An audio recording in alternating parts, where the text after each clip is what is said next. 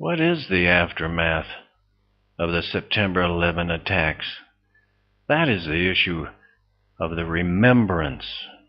There are always the photos of the actual event, but it's what happened then to America because of 9/11. And we see that Republicans and Democrats, in a hysteria, fabricated fascist, unconstitutional things like the Patriot Act to destroy the democracy and civil liberties of America. Bush went on a binge of illegal wiretapping and monitoring of all Americans' communications.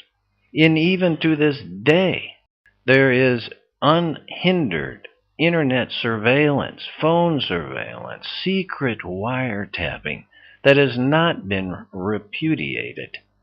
Bush Cheney started the illegal torture prisons at Guantanamo that broke international treaties on torture that the U.S. had signed.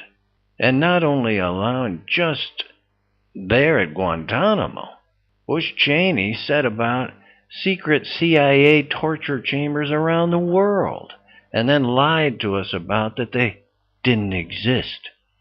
And finally, when he was caught with exposés, then Bush admitted that, there were some dark sites around the world. But that wasn't all they did. The Bush-Cheney gang, they lied to us over 900 times about a threat from Iraq. But all of that was lies. We found out that Saddam Hussein was not part of Al-Qaeda. Saddam was not part of 911. Saddam did not have nuclear material from Niger, Africa. And of course, the big one, Saddam did not have weapons of mass destruction. Now, all of those were known to be lies, right? That didn't happen. But Bush Cheney said them anyway. Bush Cheney went out and tried to convince us that Saddam was part of Al-Qaeda, tied to 9/11, did have nuclear material, even though the facts were in that was lies. And so what happened? The U.S. invades Iraq, and thousands and thousands and thousands of American men and women get their arms blown off, their legs blown off. They come home in body bags. And what was it all about? What was the rationale really for the Iraq invasion? It had nothing to do with Al-Qaeda, Saddam. That was all a fake. Now we know it was all about the oil.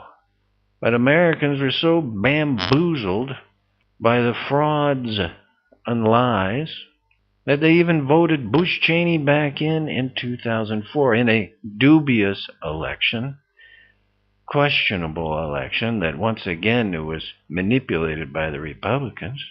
But in every event, even to this day, we have the stats of what the disaster of the wreck in Iraq really caused.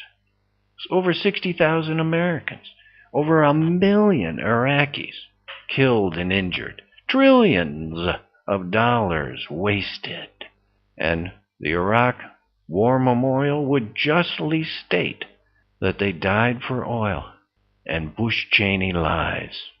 But even during this fiasco of the Iraq War that is still underway as this video is being made, Republicans killed legislation that would have tracked where your taxpayer money was even going in Iraq.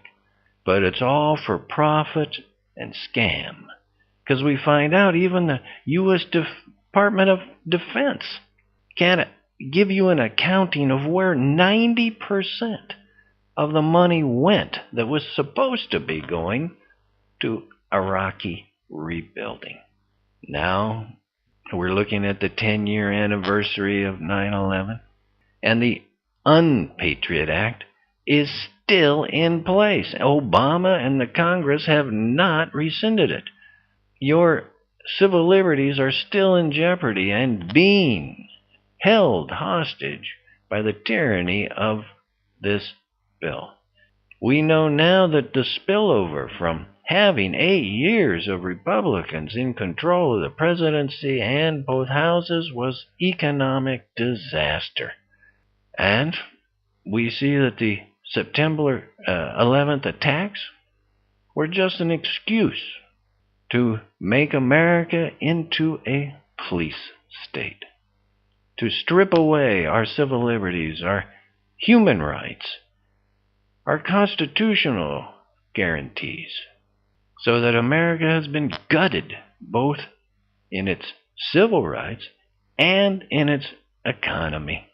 And look what the Republican agenda still continues to be. Tax breaks for the rich. Tax breaks for oil corporations. Tax breaks for American corporations to take their business overseas to cheap labor markets in India, Pakistan, Malaysia, China. And as the U.S. economy totters on corruption and failure, we can find that 60% of U.S. corporations don't pay any taxes. They're not there helping us out. Somehow they're Americans wanting to wave the flag as a corporate entity, and really, they've gutted America and left it and moved on to India, Pakistan, to take their corporate cancer somewhere else.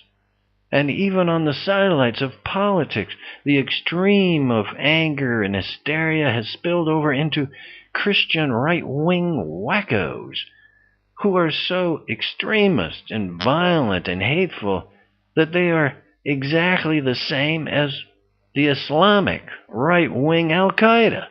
They were so far right-wing, they're together on the fringe that if they turned around, they'd kiss each other.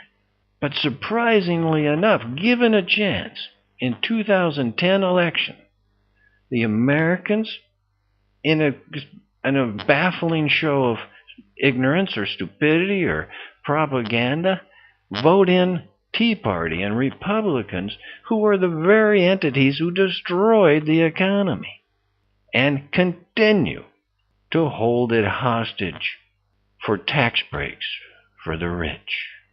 They have completely blocked, Republicans and Tea Party have completely blocked job development legislation just for political advantage. Rather criminal in its extreme, isn't it? And they even continue, Republican Tea Parties, to give tax breaks to oil corporations, even though their profits are soaring by 40% or more. And Republican Tea Parties attack you by trying to destroy Medicare, Medicaid, Social Security, even though 70% of Americans rely, partly or wholly, on Social Security for their retirement money. After 9/11, America became as right-wing fascist as Al-Qaeda. And that is the legacy, the repercussion, the outcome, the thing to remember from 9/11.